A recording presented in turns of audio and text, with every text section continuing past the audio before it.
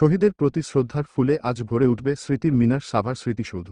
স্বাধীন সার্বভৌম বাংলাদেশ প্রতিষ্ঠার চূড়ান্ত লড়াইটা শুরু হয়েছিল ১৯৭১ সালের ২৬শে মার্চ। আজ বুধবার ৫৫তম মহান স্বাধীনতা দিবস ও গৌরবময় জাতীয় দিবস। জাতি বীর শহীদদের আত্মদানের কথা শ্রদ্ধাভরে স্মরণ করবে।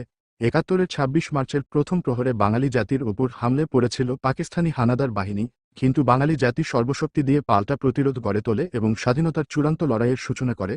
৯ মাসের ধারাবাহিক রক্তক্ষয়ী লড়াই, অকাতরে আত্মদান এবং বীরত্বের স্বাক্ষর রেখে ১৬ই ডিসেম্বর চূড়ান্ত বিজয় অর্জিত হয়, জন্ম নেয় স্বাধীন বাংলাদেশ।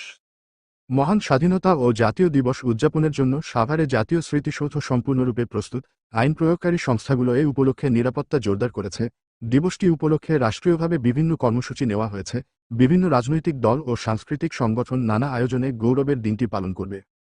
মহান স্বাধীনতা ও জাতীয় দিবস উপলক্ষে ভোরে রাষ্ট্রপতি মোহাম্মদ শাহাবুদ্দিন এবং প্রধান উপদেষ্টা অধ্যাপক মোহাম্মদ ইউনুস জাতীয় স্মৃতিসৌধে পুষ্পস্তবক অর্পণ করে মুক্তিযুদ্ধের বীর শহীদদের প্রতি শ্রদ্ধা জানাবেন। উপদেষ্টা পরিষদের সদস্য, বিদেশি কূটনীতিক, যুদ্ধাহত মুক্তিযোদ্ধা, রাজনৈতিক দলের নেতা, সামাজিক সংগঠন ও সর্বস্তরের মানুষ শহীদদের প্রতি শ্রদ্ধা জানাতে স্মৃতিসৌধে যাবেন।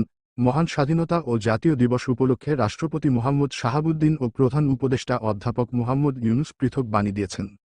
রাষ্ট্রপতি তার বাণীতে বলেন, স্বাধীনতার কাঙ্ক্ষিত লক্ষ্য অর্জনে গণতন্ত্রকে শক্তিশালী করার পাশাপাশি পরমত সহিংসতা, মানবাধিকার ও আইনের শাসন সুসংহত করতে হবে। রাষ্ট্র ও সমাজের সব ক্ষেত্রে সাম্য, স্বচ্ছতা ও জবাবদিহি নিশ্চিত করতে হবে। জুলাই গণ অভ্যুত্থানে তরুণ প্রজন্ম আমাদের স্বাধীনতার অপূর্ণ স্বপ্নগুলো পূরণে আবারও বুকের তাজা রক্ত দিয়ে গেছে। নতুন প্রজন্মের জন্য একটি নিরাপদ, সুখী, সুন্দর ও উন্নত সমৃদ্ধ বাংলাদেশ গড়ে তোলা আমাদের পবিত্র কর্তব্য।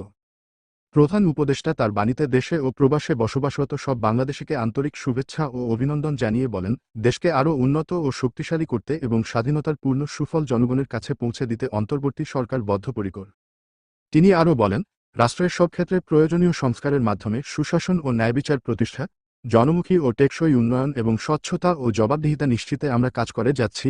দিবসটি উপলক্ষে একটি স্মারক ডাকটিকিট অবমুক্ত করেছেন প্রধান উপদেষ্টা অধ্যাপক মুহাম্মদ ইউনুস। মঙ্গলবার বেলা 11:30টায় রাষ্ট্রীয় অতিথি ভবন যমুনায় ডাকটিকিট অবমুক্ত করা হয়। চ্যানেল বাংলাদেশ থেকে সাথে আছি আমি মোহাম্মদ মিঠু ইসলাম, ঢাকা।